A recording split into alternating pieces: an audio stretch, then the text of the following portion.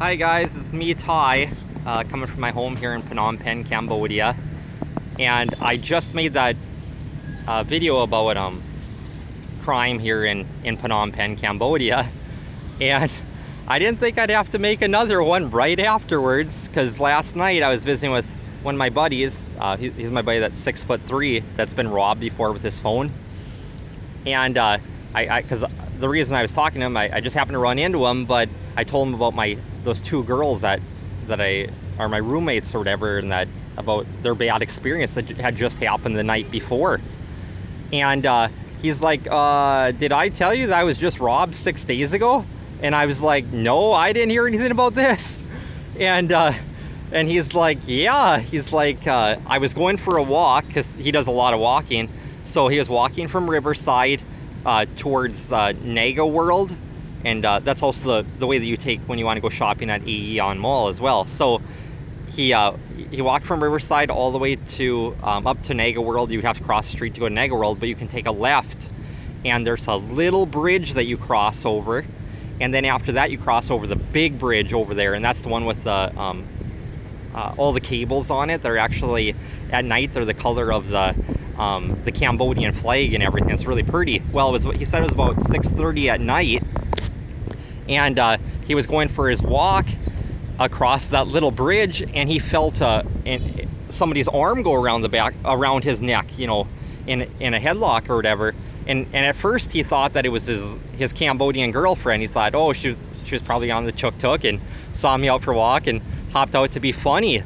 And all of a sudden the person's bicep just started crushing down on his windpipe and choking him out, and he's like, oh, cut it out, because he still thought it was his girlfriend. He kind of cranked his neck around, and it was a man behind him, and the man was just choking him out until the man could get his bag off of him to get his cell phone. And then the man ran off, and this 6'3" guy here, he tried running him down, but he couldn't run him down, and he's in his 70s, you know.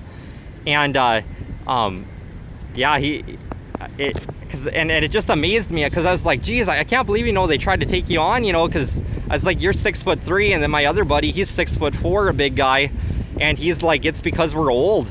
And he went to the police department again now, and he filed with the local police department, but he still went to go to the head of the police for Phnom Penh here, and he said he's kind of frustrated with it right now, because he said that it doesn't seem like much is going to be going on or getting done around here, because they just got a new head of police for Phnom Penh, and he just fired 70 police officers so far now. Either weren't doing their job or corruption within the department, which actually that's a good thing, because I don't know, in the 4 months that I've lived here, it made the news about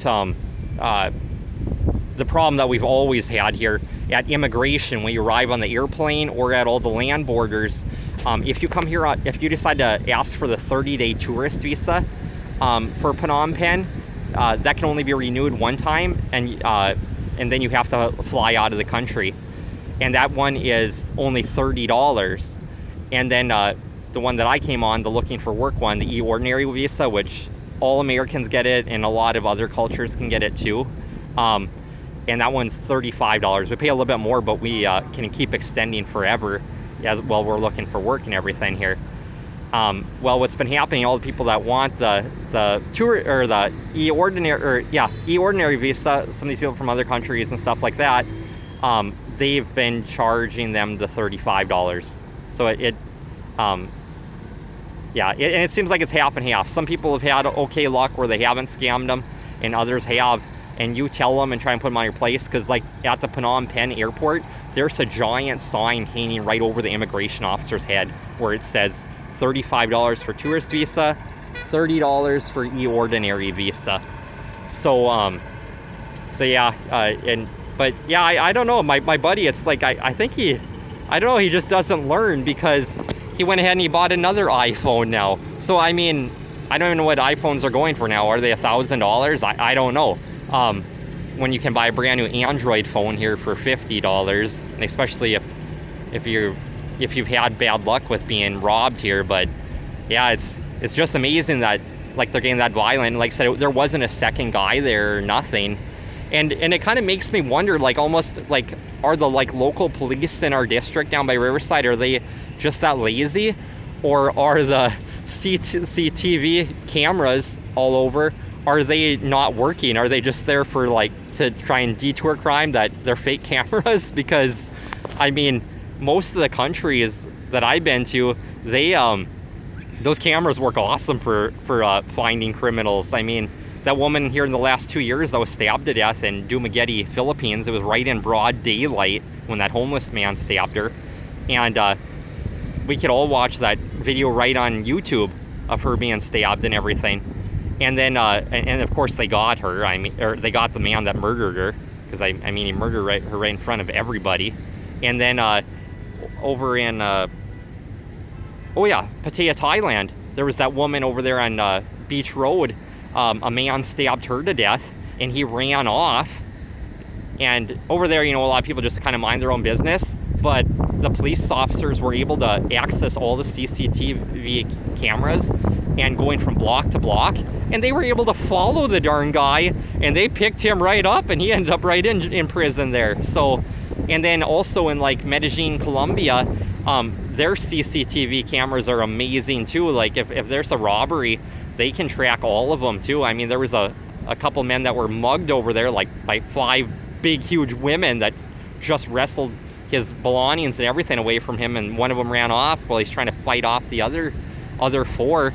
And they were able to follow all those cameras block to block, where each of those women went into their house and pick all those women up. So yeah, those cameras on the light poles and all around the city, I mean, they're amazing. It's just that it's crazy that Phnom Penh isn't using them or whatever. So yeah, I just want to keep you guys all up to date on the crime here, because I mean, like I said, everybody gets laxed and everything, and just so you're aware that it's going on and that there is a major uptick on it here in the last week. So yeah, just remain vigilant, you guys. And yeah, like the 6'3" guy told me, you know, he's retired, and he's like, the shame about it is this could really affect Cambodia's economy, because Thailand, like I said in the last video about those lady boys, the Pattaya police came right down on them because it was affecting tourism, and they straightened it right out right away. But here in Phnom Penh, it doesn't seem like the police department's really doing anything. And like I said, in the 4 months that I've lived here since the beginning of the year, you know, Phnom Penh just is not a tourist city. Like, people, like I said, they move here to come and live and retire and start a family and just start a whole new life here. It's not really tourism. Like Siem Reap is a tourist community because of Angkor Wat and their pub street and stuff like that. But for Phnom Penh, our economy here relies on all the old retired guys. Because like me here, I live on $500 a month, you guys. I mean, so people that are only getting $900 a month Social Security in the United States, this is a godsend being able to move to Phnom Penh, Cambodia. And if all of the old foreigner guys are too afraid to move here for their retirement and choose another country elsewhere, I mean, it's going to really hurt all the locals around here. I mean, of people to rent all the apartments around here, because there are so many vacant apartments here. The hostels, they're pretty much always full. The hostels fill up every freaking night. And then there's lots of restaurants, I mean, that don't have that many customers and everything. And it just, yeah, I mean, it would bring so much more money to this community here in Phnom Penh if all the retired foreigners felt safe. But it's getting to the point where, like I said, it's just they're downright violent towards them, and somebody's definitely going to seriously get hurt. So, all right, if you guys like this content, like, share, and subscribe, and I'll keep kicking them out from Phnom Penh, Cambodia, and hopefully things start getting better for people in the future. So, all right, bye.